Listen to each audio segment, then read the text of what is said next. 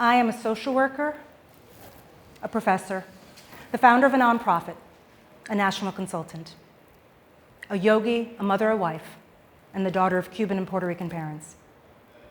And because I live in the whitest state in the nation, that last identity is experienced as first.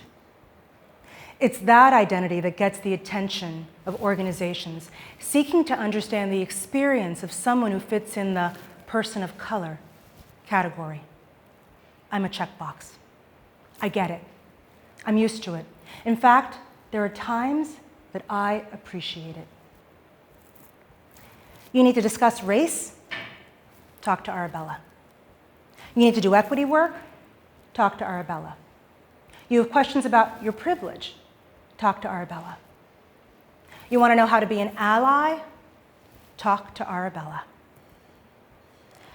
After the tragic and senseless deaths of George Floyd, Breonna Taylor, and Ahmaud Arbery, and without the distractions of our pre-pandemic world, organizations stepped forward with proclamations that they would become anti-racist or less racist, that they would do this justice, equity, diversity, and inclusion work.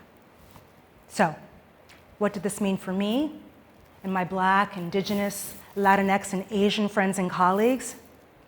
It meant that our inboxes were full of invitations to join committees and boards. Arpana Rajagopal Durbin writes in A Cookie Tale how hard it was for her colleague to be the only chocolate chip in the cookie. It's isolating. It's frustrating. And as that sometimes only chocolate chip, I can tell you that although my lived experience is of value, I don't speak for every Latinx person. We're not a monolith. And I and we are sometimes complicit in oppression and racism. We still have work to do. And just because we're members of historically disenfranchised groups doesn't mean that we come with the essential skills necessary to do this race equity work. So, invest in us. I also know that I have bias and that I have privilege, which means that I am not always your solution.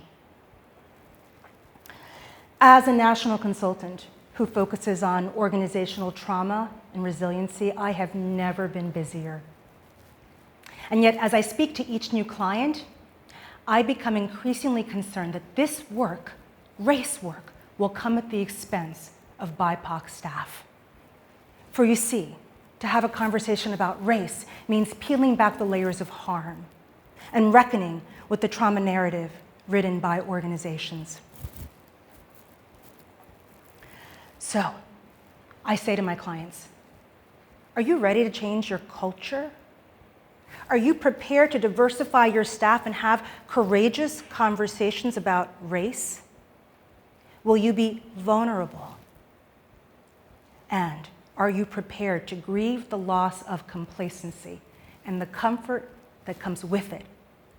To move out of that comfort zone into that growth mindset and learn with each other. It's taken me a while to discern how and where I choose to show up. Representation matters. And I want to be at those tables. I want to have those conversations with you on your boards and on your committees. But first, I have some questions. Will you commit resources to training, education, and consultation? And please don't tell me you're doing a one-day training. Will you conduct organizational assessments to determine next steps? Will you carve out time to have these courageous, restorative conversations about race and trauma? And will you collaborate with your staff to identify what psychological safety looks like in the workplace and how to build trust? And lastly, will you be an ally?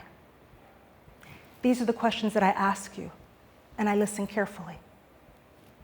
And depending on your response, well, I might just choose to accept your invitation.